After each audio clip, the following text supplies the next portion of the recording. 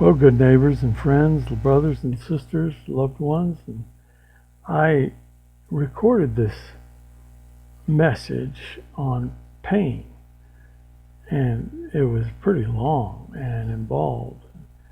Here's the challenge. I'm hoping I can get some of the same insights to return and do it shorter, because that whole time I was recording it, I had this on photo mode. So I've been up at good bit of night. I've been taking some cat naps, so you can see that I might have been thinking a little bit about physical pain and physical discomfort. From Monday on, I've been asked the uncomfortable question, for which I've been prepared by actually watching a video on the subject, a required educational prep video for surgery at UCLA on how to report pain. And you know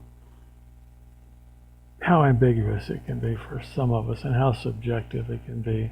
I mean, if 10 is that pain that if you say my pain is at 11, then you don't understand 10. You don't understand a scale of 1 to 10. You can't be over the scale. The scale defines it. So 10 has to be, having having an amputation without anesthesia or worse, because I know people have found a way to cope with that. Something you just absolutely cannot cope with. Having your skin slowly be burned off your flesh. I don't know. I don't think I've ever had it. I don't know about 9. I'm fairly sure I've hit 8 a couple times, and 7. I was asked earlier tonight, what is your pain? I said, well, we're at a 4 today. And he said, well, is that your goal? I said, no, my goal is 5. 5 is manageable for me. So later someone asked me, and I said, I'm up to 5. And they said, is that your goal? I said, no, my goal is 4.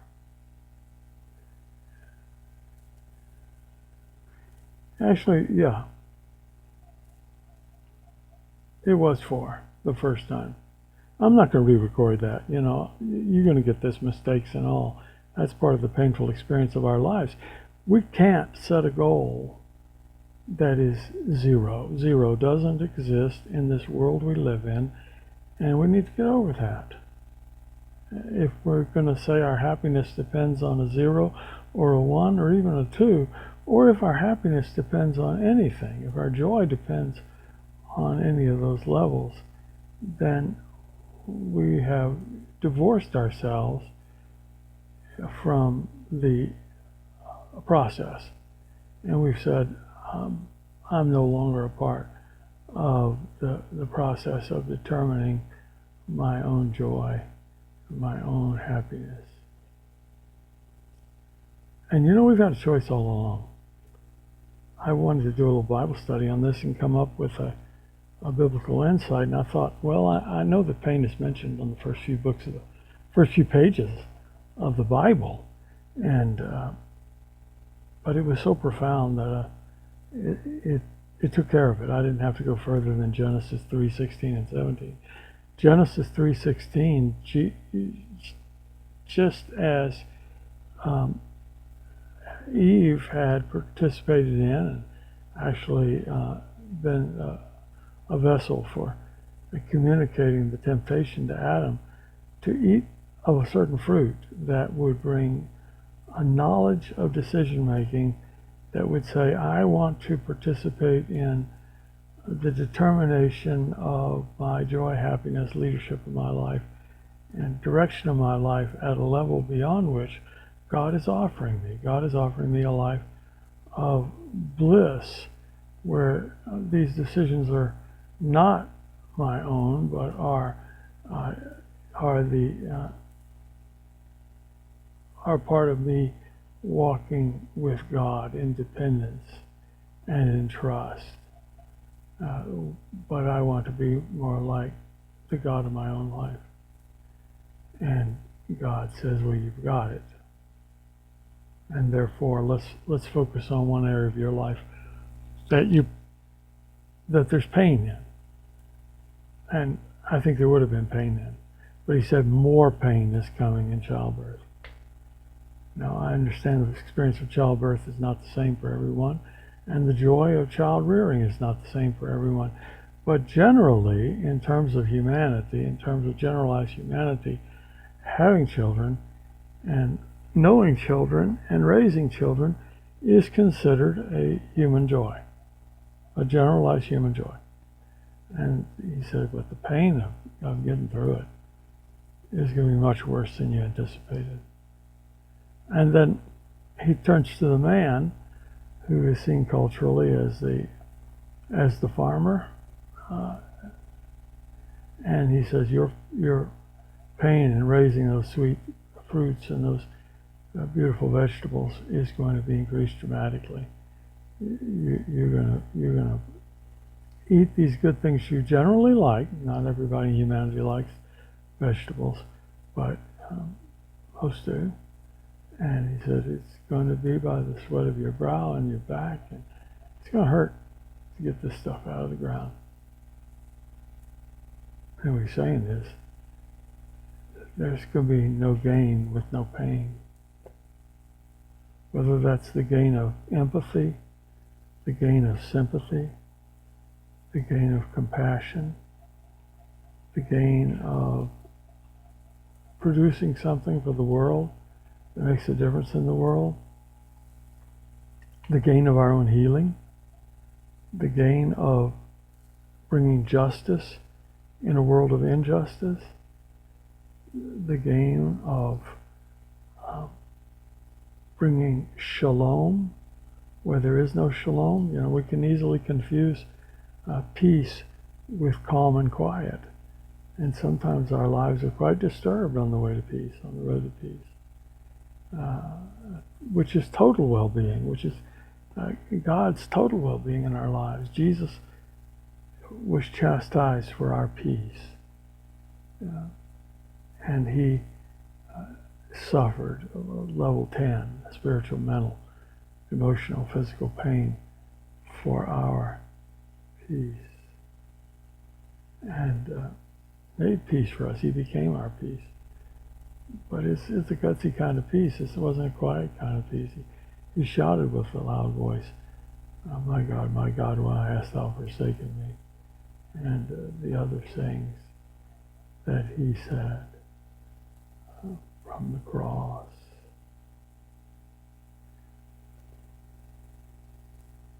And so when I'm asked which pain level, and I have to come up with a 6 or a 7, that's part of the peacemaking process. It's part of the shalom-making process. It's part of the healing process. That's part of the process of setting aright things that are wrong. It's part of God at work, bringing God gain to our lives. And I don't know all of how it works. But I know that some of it is because we choose our lives.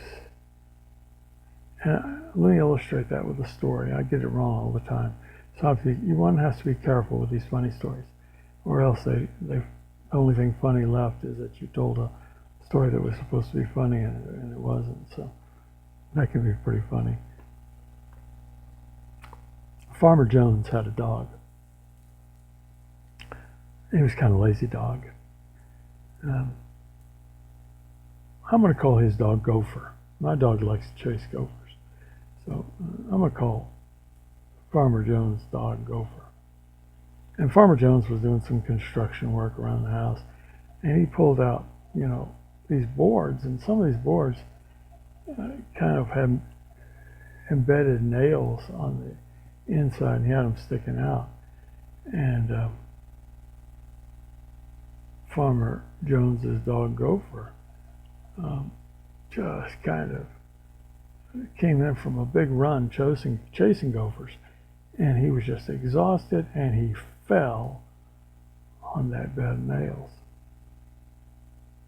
Later that afternoon, Gopher was still exhausted, and Farmer Brown came by, and Farmer Jones's dog Gopher was sitting there moaning. Oh, you never heard such moaning, such complaining, such pitiful crying from a dog as you heard from Gopher.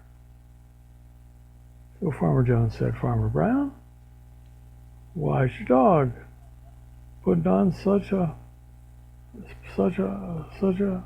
terrible fit? Why's Gopher crying so? Well, Farmer Brown said, well, he's lying on a bed of nails. Farmer Brown scratched his head a little bit. He said, well, why is he just crying about it? Why didn't he just get up and move? Farmer Brown said, well, you know, I've been cogitating over that same question, Farmer Brown, and all I can come to is I reckon it just don't hurt bad enough yet. Well, maybe that's an easy answer for a lot of us. When there are changes we can make to make it not hurt so bad. When God decreed no pain, no gain, he didn't mean pathological pain. He didn't mean unreasonable pain.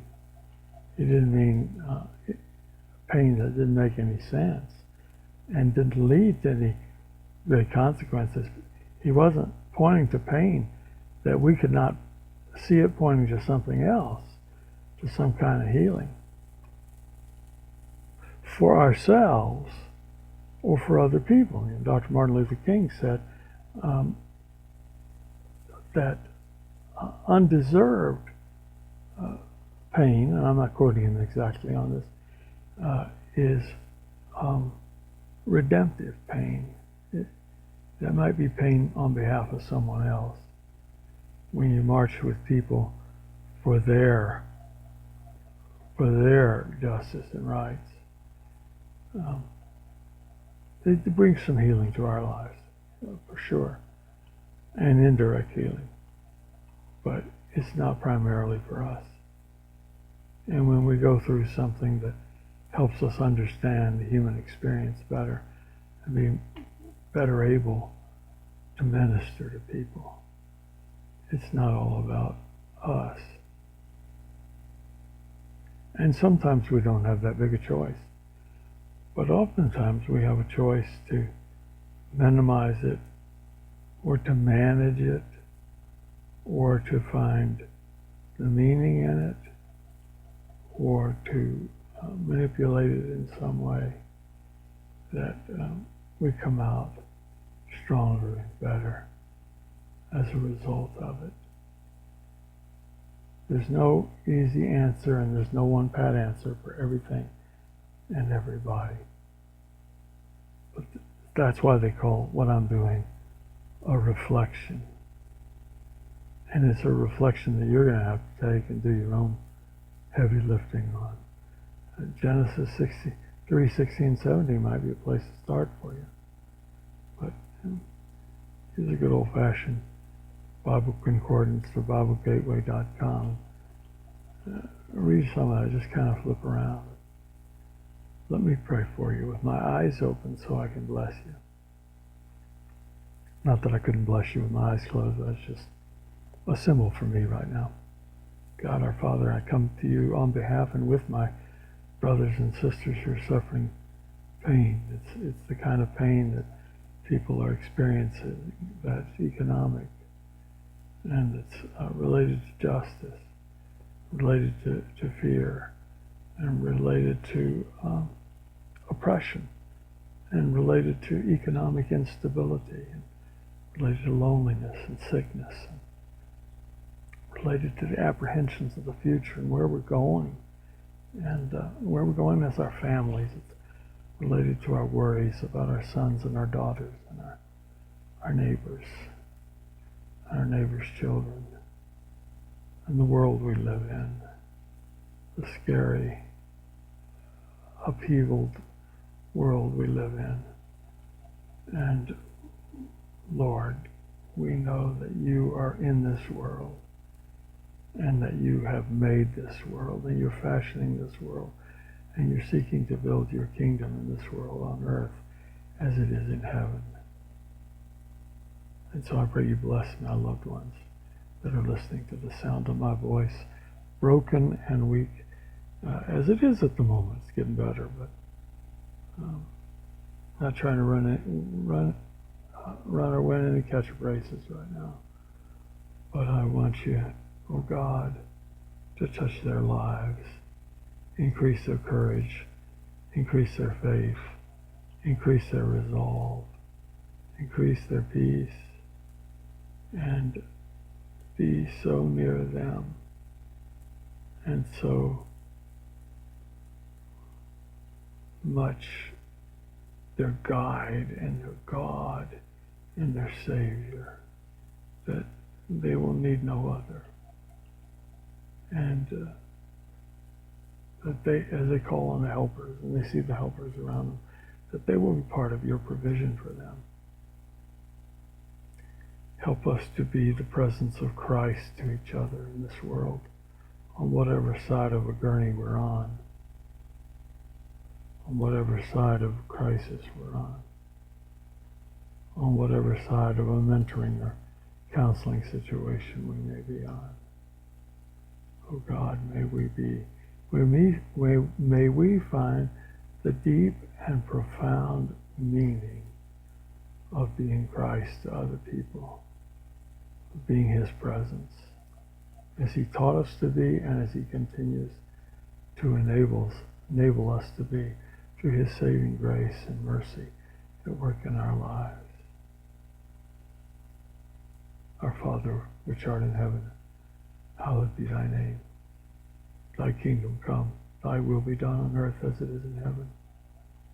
Give us this day our daily bread, and forgive us our trespasses, as we forgive those who trespass against us. And lead us not into temptation, but deliver us from evil. For thine is the kingdom, and the power, and the glory, forever and ever. Amen. The Lord is my shepherd, I shall not want. He maketh me to lie down in green pastures. He leadeth me beside the still waters. He restoreth my soul. He leadeth me in the paths of righteousness for His name's sake. Yea, though I walk through the valley of the shadow of death, I will fear no evil, for thou art with me. Thy rod and thy staff, they comfort me. Thou preparest the table before me in the presence of my enemies. Thou anointest my head with oil, my cup runneth over. Surely goodness and mercy shall follow me all the days of my life, and I will dwell in the house of the Lord forever. And now, O God, may the words of my mouth and the meditations of my heart be acceptable in thy sight.